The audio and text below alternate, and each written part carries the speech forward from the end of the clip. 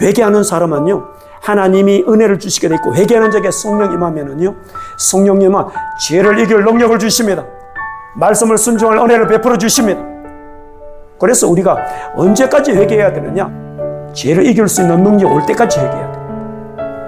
은혜가 충만히 임해서 정말 말씀대로 살고 싶은 열망이 우리 속에서 정말 뜨겁게 일어날 때까지 우리가 회개해야 됩니다. 그냥 입술로서 주여 이렇게 잘못했습니다. 알고도 지었는지 모르고 지었는데 나 용서해 주옵소서. 그건 외식하는 회개입니다.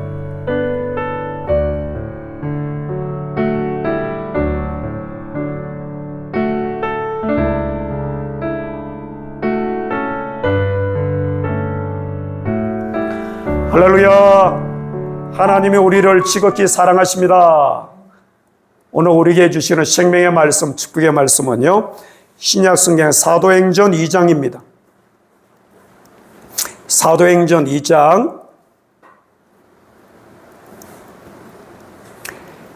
37절부터 42절까지입니다. 사도행전 2장 37절부터 42절의 말씀까지입니다. 자, 우리 다 함께 한 목소리로 봉독합니다. 그들이 이 말을 듣고 마음에 찔려 베드로와 다른 사도들에게 물어 이르되, 형제들아, 우리가 어찌할꼬 하거늘. 베드로가 이르되, 너희가 회개하여 각각 예수 그리스도의 이름으로 세례를 받고 죄사함을 받아라. 그리하면 성령의 선물을 받으리니 이 약속은 너희와 너희 자녀와 모든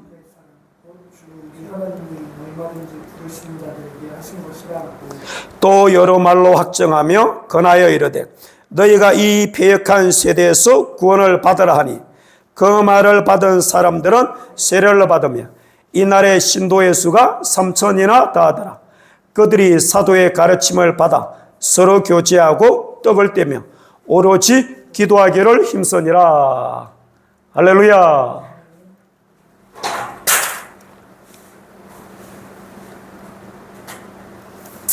자, 성령 시리즈 사도행전 두 번째 시간입니다. 오순절날 예수님이 말씀하신 대로 성령님이 임하셨습니다. 예수님께서 감난산에서 성천하시기 전에 너희는 이 예루살렘을 떠나지 말고 내가 약속하신 성령을 기다리라 그랬습니다. 그래서 제자들은 마가 다락방에 모여서 뜨겁게 기도하였습니다. 그래서 오순절 날이 이름에 정말 약속하신 성령님이 임하셨습니다. 구약의 절기 중에 봄의 절기가 3개 있습니다. 그리고 가을의 절기가 3개입니다. 예수님께서 말씀하시기를 너희가 성경에서 영생을 얻는 줄 생각하고 이 성경을 상고하거니와 이 성경은 곧 내게 대한 이야기라고 하셨습니다. 구약 성경은 이스라엘의 역사가 아니라 이스라엘의 역사를 통해서 이 땅에 오실 예수님에 대한 예표입니다. 그래서 예수님이 이 땅에 오시기 위하여 아브라함이라는 한 사람을 택하시고 그를 통하여 민족을 이루게 하시고 이제 하나님의 때가 되면 예수님이 이 땅에 오셨습니다. 그리고 아버지의 뜻을 다 이루시고 죽으시고 부활하시고 그리고 성천하셔서 이제 약속하신 성령을 보내셨습니다. 예수님이 요한복음 5장 46절에 말씀하시기를 너희가 모세를 믿었다면 또 나를 믿었으리니 이는 그가 내게 대하여 기록하였다 그랬습니다. 우리가 잘 알듯이 모세는 모세경을 지었습니다. 성령의 감동을 받아서 모세가 성경을 썼습니다. 그래서 이 모세의 오경은요, 율법과 제사와 절기에 대한 이야기입니다. 그래서 제사는 5가지 제사가 있고요. 절기는 봄절기 크게 3가지가 있고 가을절기 크게 3가지가 있습니다. 봄절기 첫 번째가 바로 6월절입니다. 6월절은 우리가 잘 알듯이 어린 양 가신 예수님이 십자가에서 피 흘려 돌아가신 날입니다. 그래서 이스라엘 백성들이 400여 년 애굽에서 종살이하고 탈출하기 전날 밤에 하나님이 어린 양을 잡아라 그랬습니다. 그래서 어린 양의 피를 문설주와 임방에 바르라고 하셨습니다. 그리고 그 고기를 먹으라고 하셨습니다. 그래서 어린 양을 잡아서 문설주와 임방에 피를 바르고 그 피가 있는 집은 사망이, 죽음이 넘어갔습니다. 그래서 유월절이라는 것은 패스오버, 넘어가다. 오늘날도 예수님의 보혈이 있는 곳에, 예수의 피가 있는 곳에 저주가 물러갑니다. 질병이 물러갑니다. 사망도 물러갑니다. 예. 그래서 예수님이 유월절 어린 양 돼서 십자가에서 죽으셨고요. 두 번째 절기가 이 초실절입니다. 이것은 유월절이 지나고 안식 후 첫날입니다. 이 초실절은 첫 열매를 하나님께 드리는 절기였는데 이것은 예수님의 부활을 예표합니다. 그래서 예수님은 십자가에서 죽으시고 유월절날 죽으시고 안식 후 첫날에 바로 초실절날 부활하셨습니다. 그리고 이 세 번째 절기가요, 이 오순절입니다. 이것은 다른 말로 칠칠절이라고도 하고 맥추절이라고도 합니다. 저 초실절, 첫 열매를 드린 지 7번째 되는 주일입니다. 7번째 지난 주일. 그리고 이날이 바로 맥추절입니다. 그래서 50일째 되는 날. 이날이 바로 모세가 광야에서요, 하나님부터 율법을 받은 날인가 동시에 예수님이 약속하신 성령이 임하신 날입니다. 그래서 오순절날 성령님이 임하셨습니다. 그래서 봄의 이 세 가지 절기는요, 예수님에 대해서 다 이루어지고 성취되었습니다. 예수님은 유월절날 돌아가셨습니다. 예수님은 초실절날 부활하셨습니다. 그리고 예수님이 약속하신 오순절날 성령이 임하셨습니다. 그리고 이제 남은 이 절기가 가을절기 세 가지인데요. 나팔절. 예수님은 나팔 불 때 재림하십니다. 그리고 대속제일. 이스라엘의 모든 민족이 다 회개하고 돌아오는 날입니다. 그리고 장막절. 이 날이 바로 천년왕국이 이루어지는 날입니다. 그래서 가을의 이 절기는요, 이제 예수님이 재림과 동시에 성취될 절기들입니다. 그래서 예수님이 이 약속하신 성령이 오순절날 오셨는데, 자, 성령이 임하실 때는요, 누구든지 성령을 체험하는 자들은, 성령의 임재를 경험하고 체험하는 자들은 성령 세례를 받으면 누구든지 느낄 수 있습니다. 경험할 수 있습니다. 체험할 수 있습니다. 마가의 다락방에 모였던 그들에게 먼저 불의 해 같은 것이 갈라진 게 보였습니다. 그리고 급하고 바람 같은 소리도 들렸습니다. 그리고 그들에게 성령이 임했을 때 그들은 성령의 충만함을 받고 성령의 말하게 하심을 따라서 방언으로 이야기했습니다. 방언을 했습니다. 자, 예수님께서도 성령 세례를 받으실 때에 보면 마태복음 3장에 예수님께서 세례 요한에게 세례를 받으시고 물에서 올라오시고 기도하실 때 성령 임하실 때에 비둘기 같은 성령이 임했다 그랬습니다. 그리고 하늘로서 소리가 들렸다 그랬습니다. 즉 말해서 성령님은 우리에게 임하실 때 우리가 그 성령이 임하시는 것을 성령이 임재하는 사람, 성령의 세례를 체험하는 사람들은 느낄 수 있고 경험할 수 있습니다. 왜? 하나님은 살아계신 분이기 때문에요. 살아계신 하나님이 우리에게 임하실 때 우리가 느낄 수가 있습니다. 예수님이 성령 세례 받았을 때 그런 경험을 하셨고, 오순절날 제자들에게 성령이 임했을 때도 제자들도 똑같이 경험했고, 성령의 세례가 임하면 성령의 세례를 받는 사람들은 누구든지 성령의 세례를 경험하고 체험할 수 있습니다. 이 성령 세례가 임할 때 나타나는 현상 중에 하나가 바로 이 방언입니다. 방언. 그래서 오순절날 성령 세례가 임했을 때 성령의 세례를 받은 사람들에게 방언이 임했습니다. 자, 사도행전 10장을 한번 가보세요. 사도행전 10장에도 성령이 임하실 때 동일한 역사가 나타납니다.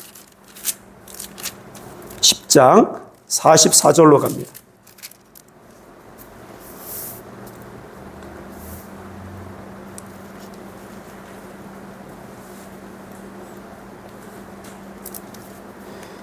(10장 44절) 우리 다 함께 시작. 베드로가 이 말을 할 때 성령이 말씀 듣는 모든 사람에게 내려오시니 베드로와 함께 온 할례 받은 신자들이 이방인들에게도 성령 부어주심을 말미암아 놀라니 이는 방언을 말하며 하나님 높임을 들음이러라. 할렐루야. 오순절날 성령이 임하셨고 이제 이 사도행전 10장은 이방인 중에 처음으로 성령 세례를 받은 고넬로에 대한 이야기입니다. 고넬로는 경건하여서 항상 하나님께 기도하고 구제를 많이 하였다 그랬습니다. 하나님 것을 기억하시고 기도와 구제가 상달되었다 그랬습니다. 하나님은 우리의 기도를 받으십니다. 우리의 모든 행위를 기억하십니다. 그리고 때가 되면 이 땅에 응답으로 갚아주시는 좋으신 하나님이십니다. 그래서 기도하는 고넬로에게 하나님이 천사를 보내서 베드로를 청하라 그랬습니다. 그래서 요빠에 있는 베드로를 청했습니다. 그래서 베드로가 와서 고넬로가 일가들을 다 모아놓고 베드로가 이렇게 설교할 때에 오순절에 임했던 것 같은 동일한 역사가 나타났습니다. 베드로가 이 말할 때, 즉 하나님의 말씀을 전할 때 성령이 말씀 듣는 모든 사람들에게 내려오시니 베드로와 함께 온 할례 받은 신자들이 이방인들에게도 성령 부어주심을 말미암아 놀라니 이는 방언을 말하며 하나님 높임을 들음이러라. 베드로의 설교를 듣는 사람들에게 성령님이 임재하셨는데 성령이 세례, 이방인들에게 세례를 부으셨는데 그들에게 나타나는 현상이 바로 방언을 말하면서 하나님을 높이더라 그랬습니다. 누구든지 이렇게 성령이 세례에 처음으로 성령이 임하시면은요 나타나는 현상 중에 바로 이 방언입니다. 자, 하나 더 찾아보겠습니다. 사도행전 19장으로 갑니다. 사도행전 19장.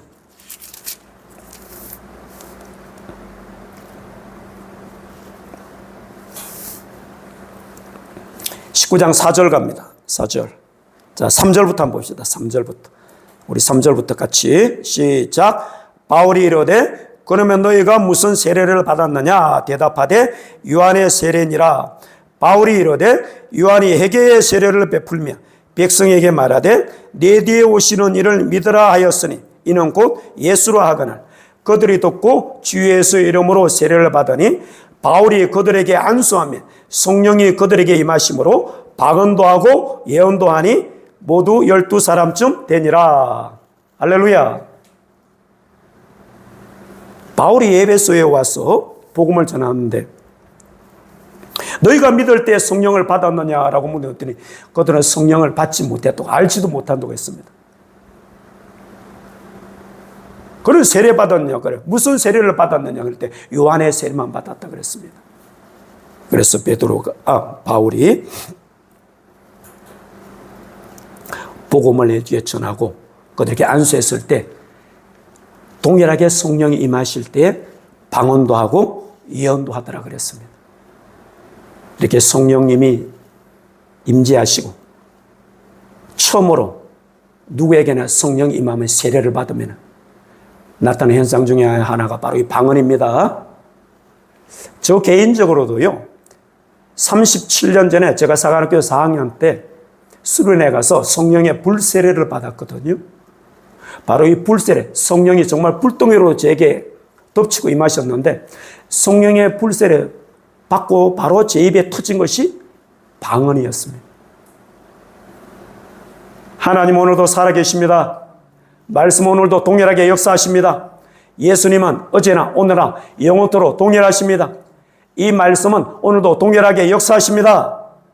그러므로 성령의 세례는 끝난 것이 아니고 성령의 역사는 초대교로 끝난 것이 아니고 오늘날에도 일어납니다. 오늘날에도 성령이 임하시면 성령으로 세례를 받으면 누구든지 방언하게 됩니다. 그래서 예수님께서 마가복음 16장에 믿는 자들의 이름 표적이 따르리니 곧 저희가 내 이름으로 귀신을 쫓아내며 새 방언을 말하며 그랬습니다. 예수님 믿으면 표적으로 누구든지 나타나는 현상 중에 하나가 우리는 예수 이름으로 귀신 쫓을 수 있습니다. 예수님 믿고 성령이 임하면 누구든지 방언할 수 있습니다. 그리고 병든 자에게 손 얹으면 낫게 됩니다. 할렐루야. 그러므로 이 방언에 대해서 논란이 많은데 초대교회 때 끝났다. 그렇지 않습니다. 하나님의 말씀은 오늘도 동일하게 역사합니다. 그래서 초대교회 때 끝난 것이 아니고 성령님의 역사는 지금도 나타납니다. 지금도 역사하십니다. 지금도 성령으로 세례받으면 방언이 터집니다. 할렐루야. 그래서 성령 세례받지 못하신 분들은 성령을 사모하시기 바랍니다. 성령 세례를 사모하시기 바랍니다. 간절하게 기도하시길 바랍니다. 이렇게 해서 성령이 임하시고 베드로가 복음을 전할 때 보세요. 성령님은 진리의 영이십니다. 지난주에 말씀드렸는데 성령은 기도의 영인과 동시에 성령은 진리의 영이십니다. 오늘날 우리가 실수하는 것 중에 하나가 성경과 성령님을 분리하는 겁니다. 성경은 성령님의 감동으로 쓰여졌습니다. 그리고 성령님은 진리의 영이십니다. 그러므로 성경과 성령님은 하나입니다. 성경은요, 학문이 아닙니다. 지식의 책이 아닙니다. 살아계신 하나님의 말씀입니다. 성령의 감동으로 쓰여졌습니다. 그러므로 성령의 감동이 없이 성경에 쓰여지지 않았고 성령이 임하시면 성령은 진리의 영이시기 때문에 바로 성령의 감동으로 쓰여진 이 진리 가운데 우리를 인도하신다고 예수님이 말씀하셨습니다. 예수님이 말씀하시기를 요한복음 16장 13절에 진리의 성령이 오시면 저희가 너희를 진리 가운데로 인도하신다고 그랬습니다. 그러므로 우리가 잘못 알고 있는 것 중에 하나가 이렇게 은사 사역에 가시는 분들, 성령 사역에 가신 분들이 말씀을 소리하는 거, 말씀을 무시하는 분들도 있습니다.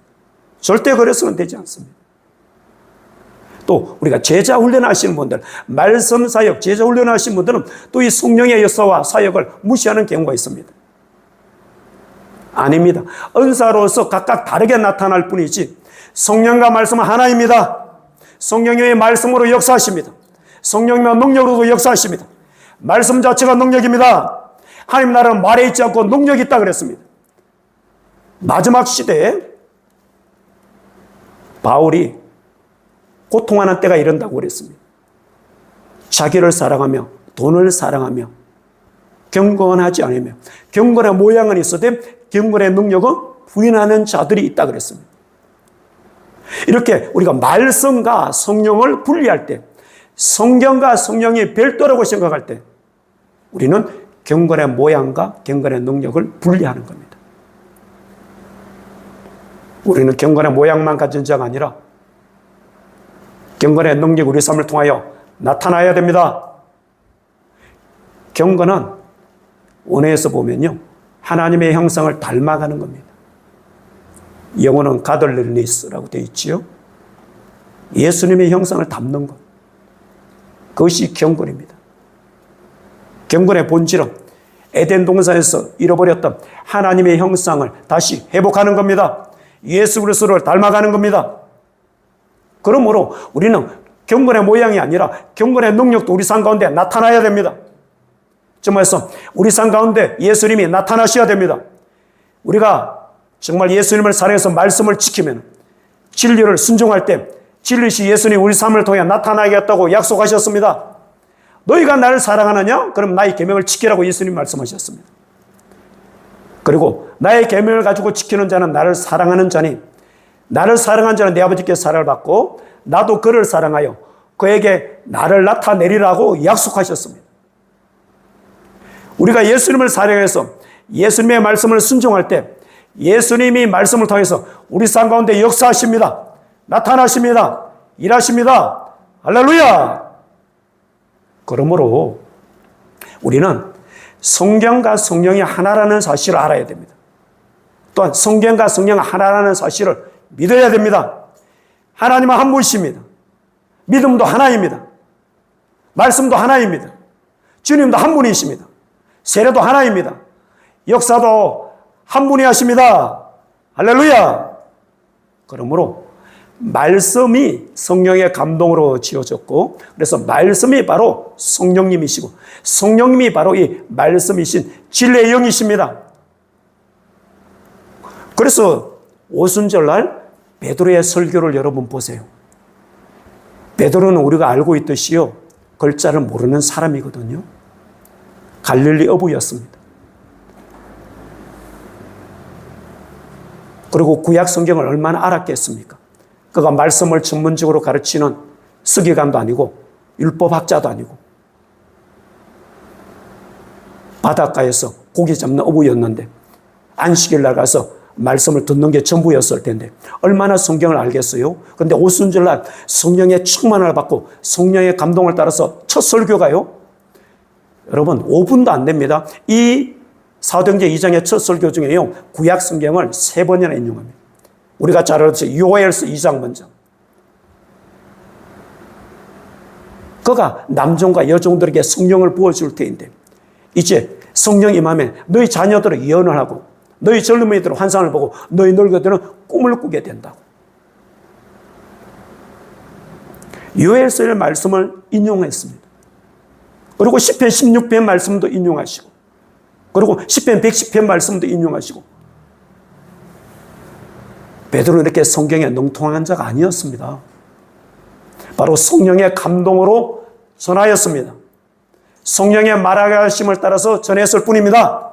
성령님이 기억나게 하시고 성령님이 생각나게 하시고 성령님이 말하게 하셔서 바로 구약 성경은 모든 것은 나에 대한 기록이라고 예수님이 말씀하셨지 않습니까?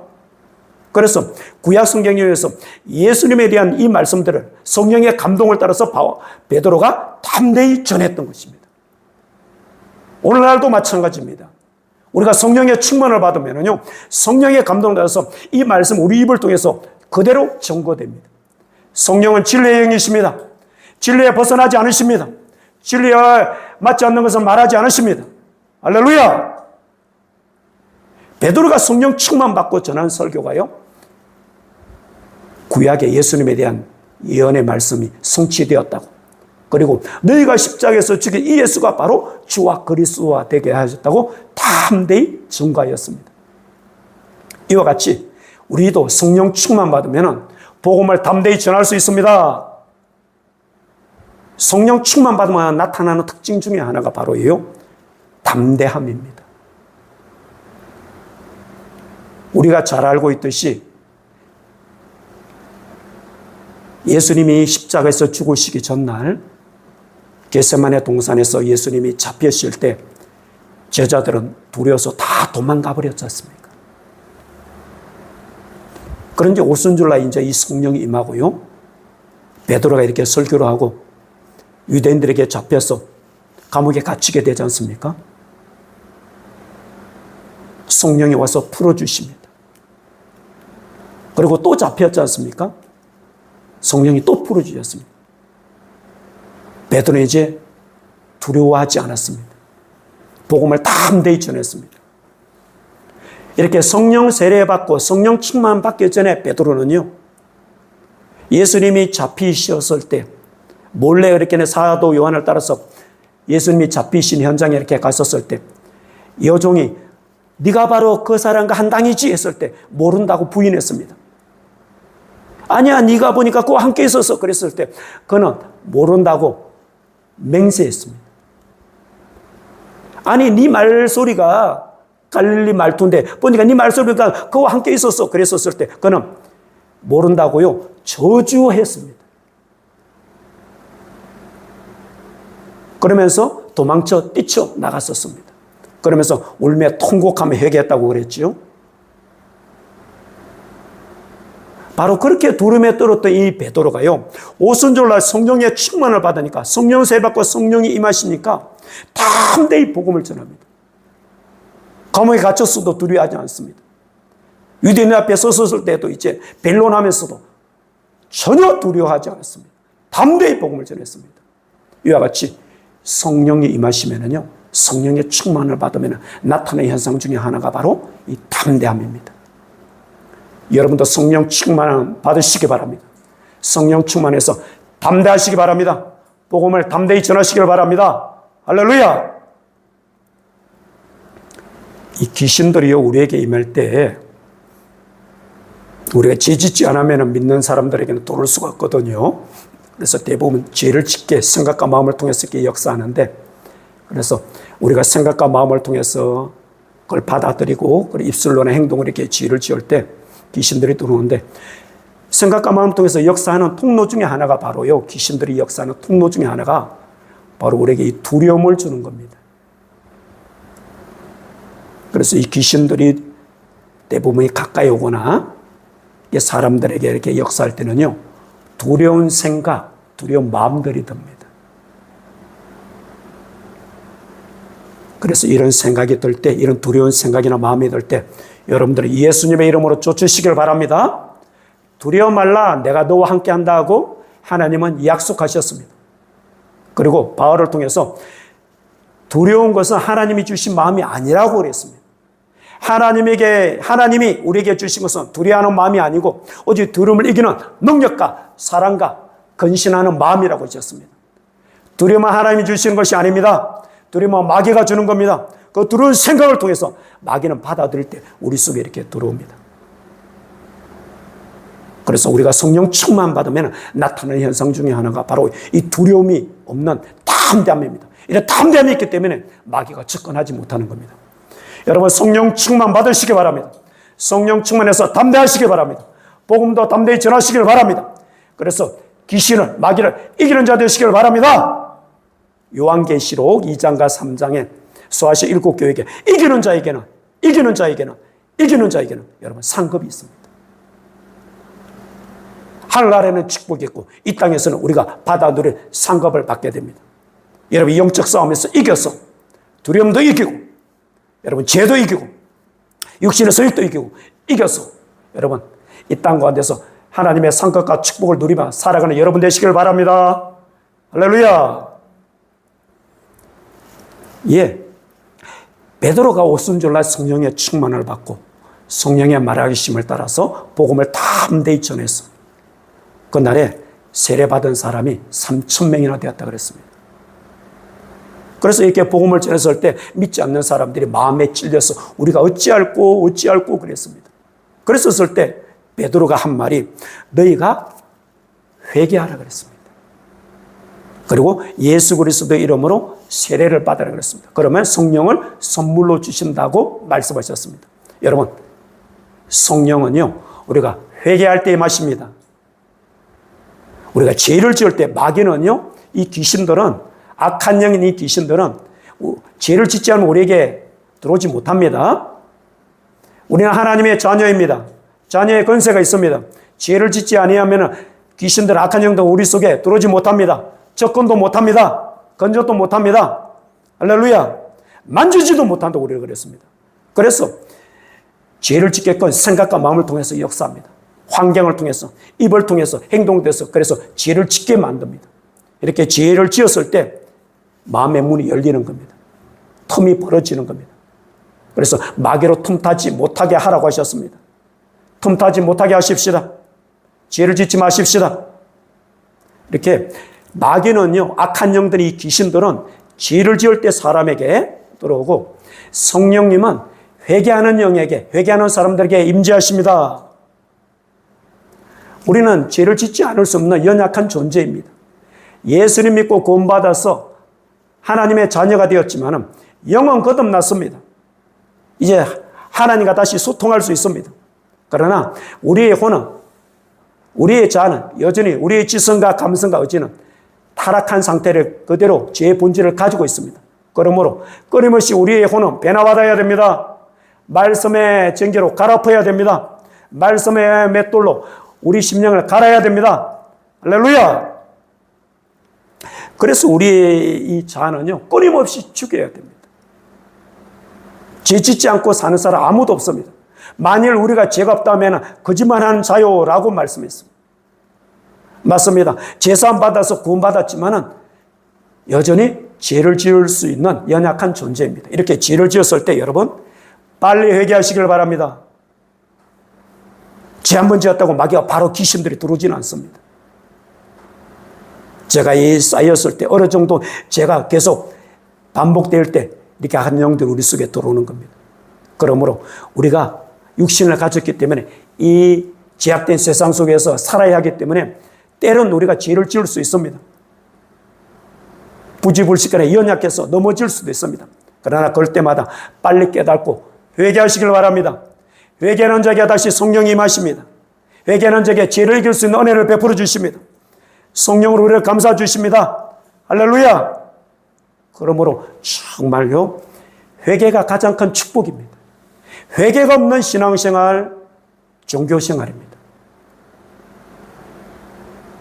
기도를 하면서도 회개를 하지 않는 사람, 악한 영에게 매이고 잡혀 있을 수 있습니다.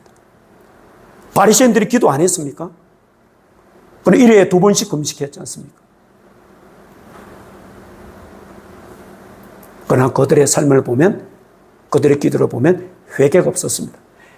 회개하는 사람은요, 하나님이 은혜를 주시게 돼 있고, 회개하는 자에게 성령 임하면은요, 성령님은 죄를 이길 능력을 주십니다.